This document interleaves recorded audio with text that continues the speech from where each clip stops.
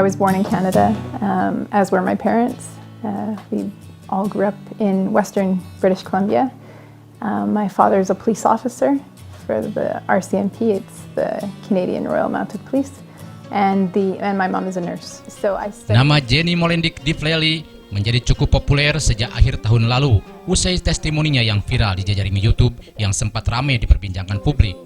Lantas apa sebenarnya yang diungkapkan Jenny hingga ia jadi sorotan para netizen?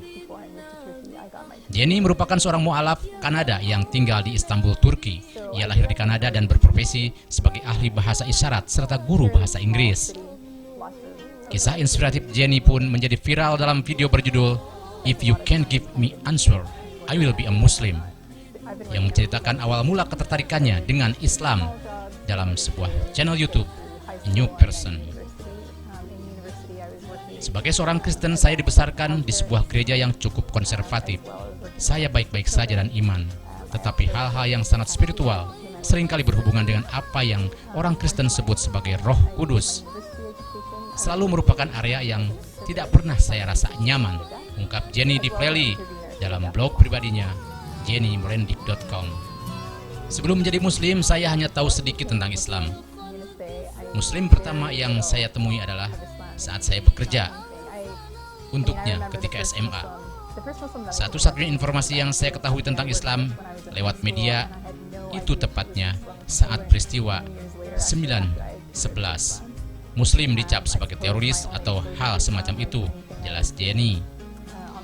Aku berdiskusi dengan seorang Muslim dan aku begitu kaget. Ternyata apa yang kulihat di media sangat berbeda dengan sosok ini. Kita berdiskusi tentang kebenaran Nabi dalam Islam dan Kristen. Itu hampir sama dan mendorong aku harus belajar sesuatu dari agama ini, ujarnya. Suatu ketika aku berdoa di tengah malam dan bertanya kepada Allah, Anda tahu Allah, Tuhan, siapapun Anda. Jika Anda adalah Tuhan Kristen atau jika Anda adalah Tuhan Islam, tunjukkan itu padaku dan beri aku petunjuk yang jelas untukku yang benar, ucap Jenny. Setelah malam itu semuanya pun menjadi sangat jelas. Pertanyaanku tentang keimanan atau kesopanan seperti hijab dan tauhid atau sejarah Al-Quran, dan saya berada pada titik di mana saya mempertanyakan iman saya, tuturnya. Dan saya buat janji dengan pendeta komunitas Kristen di kampus kami, dan aku bertanya padanya. Saya berada pada titik di mana saya mempertanyakan iman saya. Aku punya beberapa pertanyaan, dan jika kamu tidak bisa menjawabnya, aku percaya aku akan menjadi Muslim. Dan sangat banyak pertanyaan tentang Alkitab, kata Jenny. Bagaimana Alkitab dipilih dan bagaimana kitab-kitab dalam Alkitab dipilih dan kanoniknya Alkitab? Dan kenapa Alkitab yang asli tidak ada? Dan mengapa ada perbedaan seperti itu di antara berbagai versi Alkitab sebagaimana Al-Quran yang sudah berumur 1400 tahun tambahnya? Itu sesuatu yang sangat penting bagi saya karena maksud saya Tuhan, bahkan Tuhan dalam Kristen juga mengatakan Dia akan melindungi dunianya.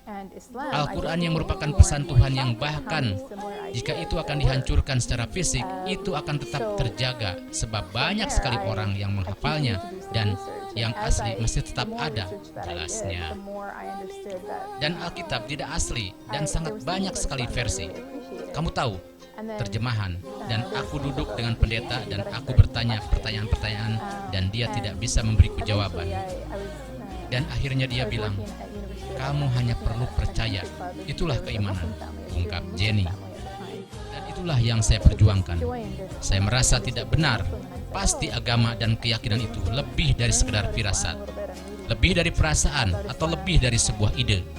Saya menginginkan sesuatu yang terasa lebih konkret, tegasnya.